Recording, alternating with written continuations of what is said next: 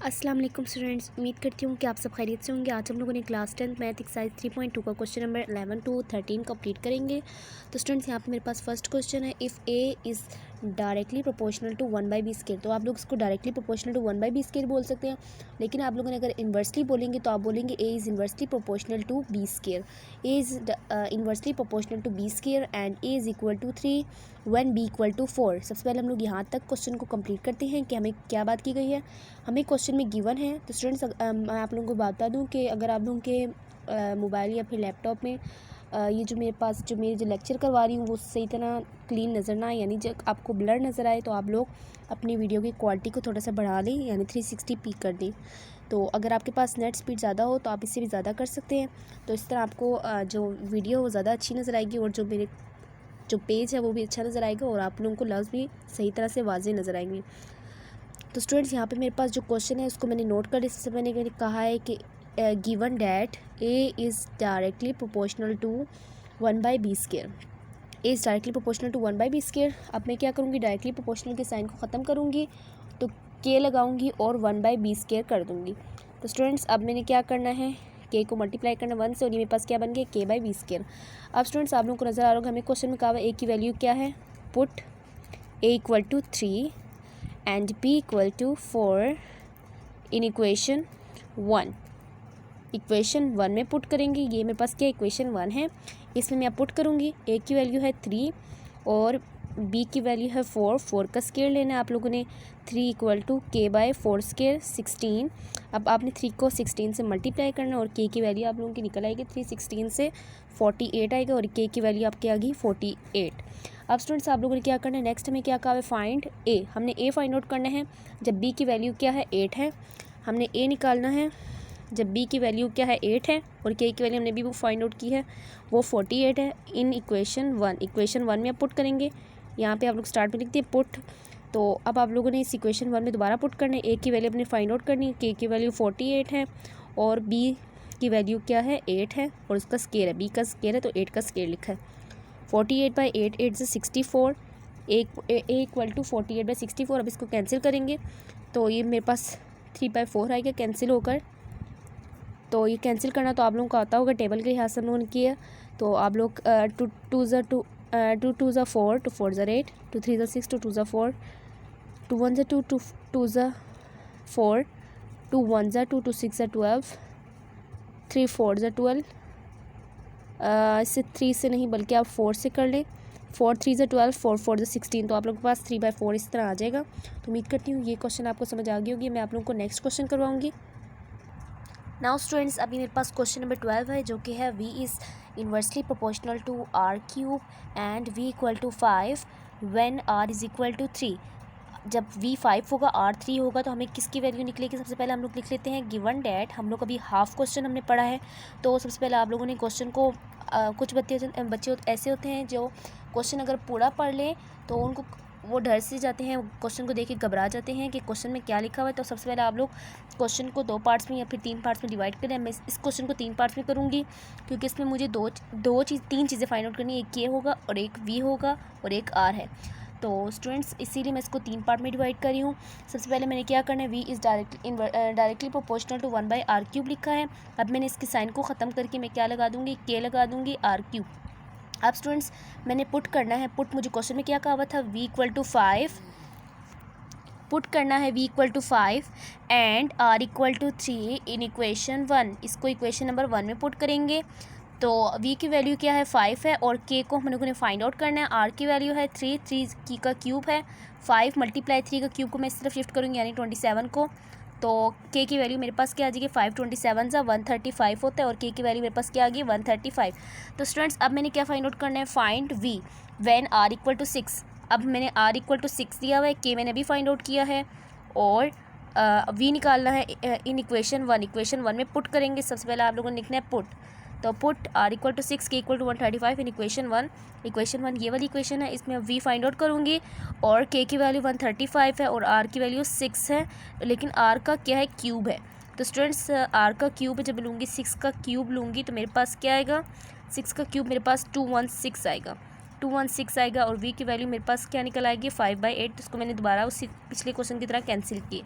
अब स्टूडेंट्स आप लोगों को नजर आ गई 2 मेरे पास आंसर आ गया। अब उसके बाद मैं भी क्वेश्चन यहाँ तक रीड किया, उसके बाद मैं आगे रीड करूँगी। And R one V equal to 320 और आर भी निकालना है। जब v क्या है पुट v इक्वल टू 320 और k क्या है k equal to 135 in equation 1 में पुट करना है। अब मैंने r निकालना है, तो सबसे पहले मेरे पास क्या आ जाएगा r क्यूब आएगा। तो मैं इसको r क्यूब को दोबारा क्यूब लेके इसका क्यूब को ख़त्म करूँगी। तो अब मैं आप लोगों को करके दिखाती हूँ। 320 इक्वल टू k की वैल्यू 135 और r क्यूब। अब स्टूडेंट्स आप लोगों ने क्या करना है, r क्यूब को इस तरफ शिफ्ट कर दें, क्योंकि डिवाइड के फॉर्म में हम लोग इस तरफ शिफ्ट करेंगे तो मल्टीप्लाई के फॉर्म में आएगा और फिर हम लोग आगे फर्दर सॉल्व करेंगे। अब स्टूडेंट्स आप लोगों ने क्या करना है, 135 320 को इस तरफ डिवाइड कर देंगे 320।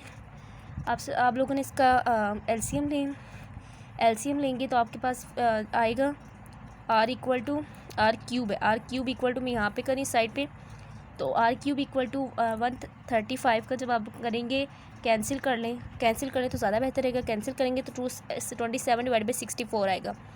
27 3 को जब मैं 3 टाइम्स करूँ तो मेरे पास क्या आता है 27 आता है, और 4 को जब मैं 4 टाइम्स करूँ तो मेरे पास क्या आता है 4 को जब मैं 3 टाइम्स करूँ तो मेरे पास क्या आता है 64 आता है। मैं इसका क्यूब जो है मैं इसको एक बार लिख लेती हूँ, r cube equal to 3/4 cube. अब स्टूडेंट्स मैं फिर अंडर रूट लूँगी और ये क्यूब इस अंडर रूट से कैंसिल हो जाएगा, ये क्यूब वाला अंडर रूट है और इससे कैंसिल हो जाएगा। r की वैल्यू मेरे पास क्या आ जाएगी 3/4।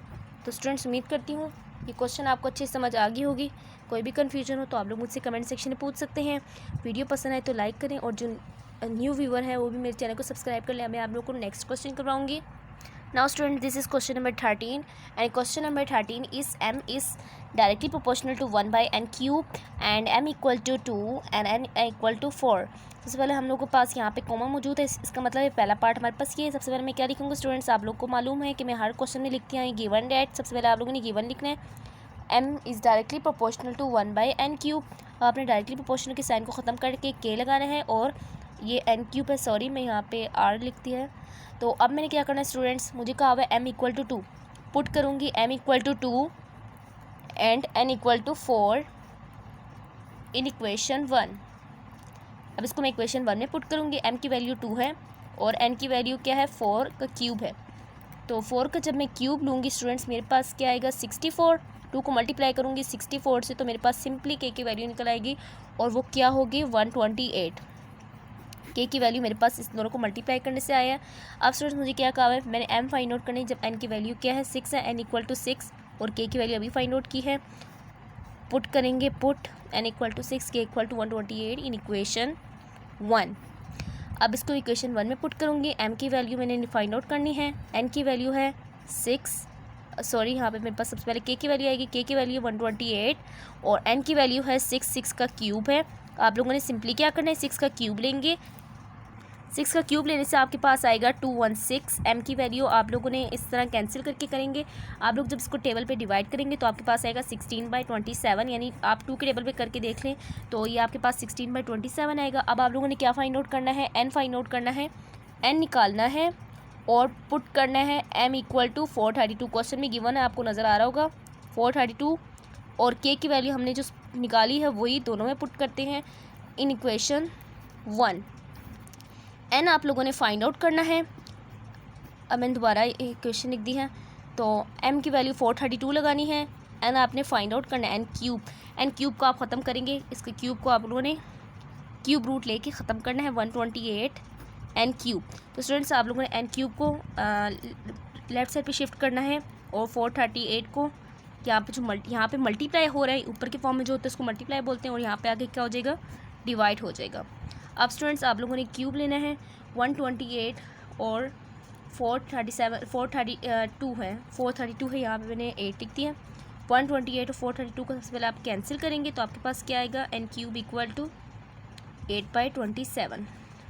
8/27 आया। अब मैं आप लोगों को थोड़ा साइड पे कर देती हूँ, नहीं तो मुझे फिर पेज नेक्स्ट यूज़ करना पड़ेगा और आप लोगों को सही समझ नहीं आएगी।